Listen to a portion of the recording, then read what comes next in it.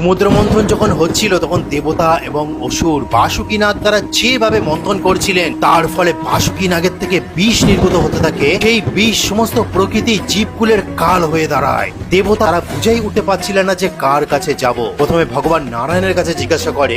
ভগবান নারায়ণ বলেন, আমি কুর্ম অবতার ধারণ করে আছি, তোমরা ব্রহ্মার কাছে যাও, ব্রহ্মা নিশ্চয়ই কোনো পথ বলে দেবেন এই মহা বিপদ থেকে, মহাপ্রলয় থেকে রক্ষা করবার জন্য। সমস্ত দেবতা সঙ্গে সঙ্গে ব্রহ্মার কাছে গেলেন।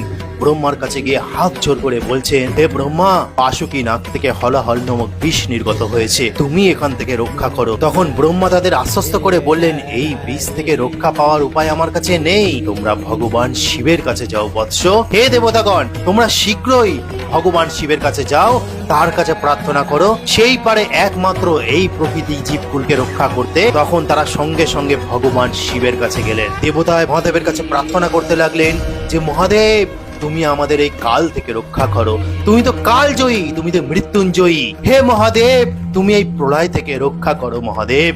বারংবার প্রণাম করছে।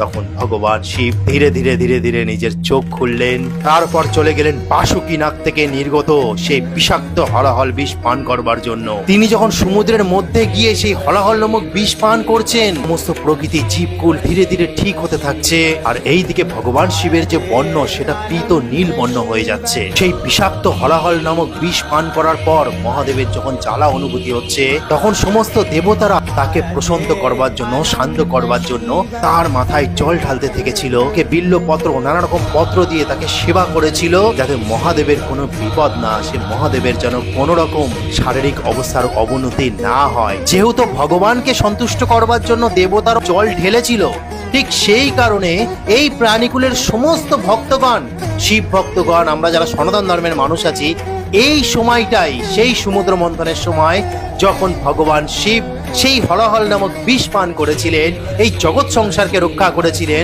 মহাপ্রলয় থেকে রক্ষা করেছিলেন, এই সৃষ্টিকে বাঁচিয়েছিলেন, ঠিক তার জন্য তার ভক্তরা এখনো এই শ্রাবণ মাসে সেই ভগবান শিবের মাথায় জল অর্পণ করে, তাকে প্রশান্ত করবার জন্য, তাকে শান্ত করবার জন্য। তো আজকে বলার ছিল। ওম নমঃ শিবায়, হর হর মহাদেব।